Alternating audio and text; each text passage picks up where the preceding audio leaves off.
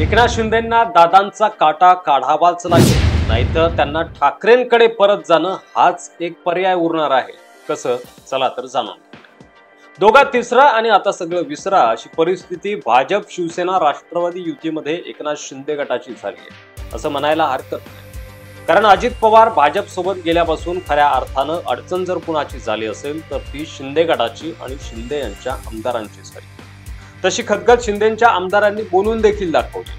अजित पवार थोडे उशिरानं आले, अजून थोडे उशिरा आले असते किंवा आलेच नसते तरी चाललं असतं, अशा प्रकारचं भरसभेतलं शिंदेच्या नेत्यांचं वक्तव्य आपण ऐकलेलं आहे. कारण स्पष्ट आहे, अजित पवार युतीसोबत आल्यामुळं जी मंत्रिपदं शिंदेच्या आमदाराला मिळाली असती ती अजित पवार गटाला द्यावी लागली. अजित पवार गट युतीमध्ये आल्यामुळं त्यांच्यासोबत वाद होणार नाही आणि वाद चव्हाट्यावर येणार नाही याची काळजी घेत मुख्यमंत्री एकनाथ शिंदेंना सरकार चालवायचं. मात्र असं जर सुरू राहिलं तर शिंदे गटाचं भविष्य हे त्यांना अंधारात दिसल्याशिवाय राहणार नाही. मंत्रिमंडळाचा विस्तार होणार या आशेनं शिंदे गटातील अनेक दिग्गज नेते शांत बसून होते. मात्र वेळोवेळी त्यांच्या मनातील खदखद ते मीडिया समोर बोलून दाखवते. त्यांना सुद्धा हे कळतंय की अजित पवार आल्यामुळं आपलं काय नुकसान झालं. मात्र अजित पवारांना घ्यायचं की नाही याचा निर्णय ज्या पद्धतीनं एकनाथ शिंदे गट घेऊ शकत नाही, तसंच अजित पवारांना युतीतून बाहेर काढण्याचा निर्णय देखील शिंदे गट घेऊ शकत नाही. किंबहुना अजित पवारांना युतीतून बाहेर काढण्यासाठी शिंदे गट भाजपवर दबाव सुद्धा टाकू शकत नाही. भारतीय जनता पार्टीचे वरिष्ठ नेतृत्व किंवा देवेंद्र फडणवीस जे सांगतील तेच आदेश एकनाथ शिंदे गटाला ऐकावे लागणार आहे अशी परिस्थिती आहे. मात्र दुसरीकडे अजित पवार यांच्या बाबतीत तसं नाहीये. जरी अजित पवार यांची दुखती नस भाजपकडे असली तरी सुद्धा एकनाथ शिंदेंना जेवढे भारतीय जनता पार्टी दाबू शकतो तेवढा दबाव अजित पवार गटावर किंवा अजितदादांवर भाजप टाकू शकत नाही. अजित पवार कधीही शरद पवार यांच्यासोबत हात मिळवणी करू शकतात. दादांनी अनेकदा बंड केलंय आणि ते अनेकदा माघारी गेले आहेत, हे संपूर्ण महाराष्ट्रानं बघितलंय. त्यामुळे दादांचं वजन जर युतीत असंच वाढत गेलं तर शिंदे गटाला ते अडचणीचं ठरणार आहे हे शिंदे गट चांगल्याने जाणून आहे. आणि त्यामुळंच दादांचा काटा काढल्याशिवाय एकनाथ शिंदेंना पुन्हा मुख्यमंत्री पदाचा मुकुट घालता येणार नाही.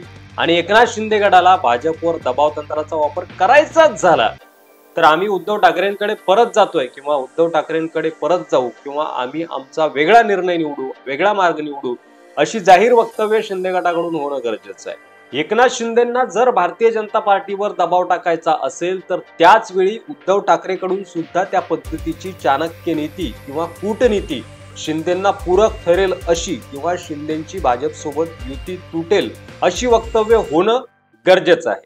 की जर एकनाथ शिंदेकडून तसं वक्तव्य गेलं की आम्हाला ठाकरे गटात परत जायचंय किंवा आम्ही जाऊ किंवा आमचा वेगळा मार्ग निवडू किंवा आम्ही भाजपला सोडू शकतो तर शिंदे गटाला आम्ही शिवसेनेत सामावून घेऊ अशा आशयाचं वक्तव्य ठाकरेंकडून त्याच वेळी जाणं देखील गरजेचं आहे. आणि तेव्हा एकनाथ शिंदे भाजपवर दबाव आणू शकतील. मात्र या सगळ्या जरतरच्या गोष्टी आहेत आणि राजकारणात जरतरला काहीही महत्व नसतं. उद्धव ठाकरे तसं वक्तव्य करणार देखील. त्यामुळे मुख्य मुद्दा एवढाच आहे की एकनाथ शिंदेंना जर पुन्हा मुख्यमंत्री पदाचा मुकुट घालायचा असेल आणि त्या मुख्यमंत्री पदाच्या खुर्चीपर्यंत त्यांना जायचं असेल तर त्या रस्त्यामध्ये त्यांना अजित पवार नावाचा एक काटा लागणार आहे आणि तो त्यांना बाजूला करून मुख्यमंत्री पदाचा मुकुट घालावा लागणार आहे. आता या राजकीय डावपेचांमध्ये कूटनीतीमध्ये एकनाथ शिंदे कशा पद्धतीनं आपले डाव टाकतात आणि पुन्हा मुख्यमंत्री होण्यासाठी त्यांच्याकडे काय रणनीती आहे हे आपल्याला येत्या विधानसभेला दिसणार आहे. बघूयात विधानसभेला काय चित्र महाराष्ट्रात बघायला मिळतं. या संपूर्ण व्हिडिओवर आजच्या या विषयावर तुमचं मत कमेंट बॉक्समध्ये लिहायला विसरू नका. व्हिडिओ आवडला असेल तर जास्तीत जास्त शेअर करा. पुन्हा भेटू नवीन व्हिडिओमध्ये. तोपर्यंत रजा घेतो. धन्यवाद. जय महाराष्ट्र.